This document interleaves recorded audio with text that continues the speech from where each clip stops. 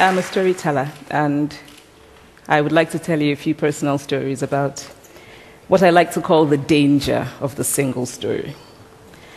Show a people as one thing, as only one thing, over and over again, and that is what they become. It is impossible to talk about the single story without talking about power.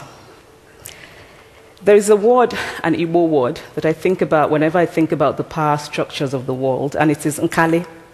It's a noun that loosely translates to be greater than another. Stories, too, are defined by the principle of nkali.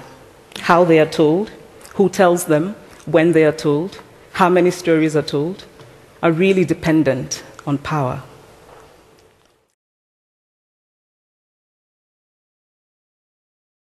Power is the ability not just to tell the story of another person, but to make it the definitive story of that person.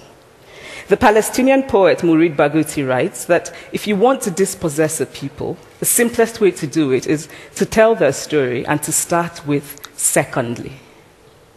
Start the story with the arrows of the Native Americans and not with the arrival of the British, and you have an entirely different story. Start the story with the failure of the African state and not with the colonial creation of the African state, and you have an entirely different story. I would like to end with this thought, that when we reject the single story, when we realize that there is never a single story about any place,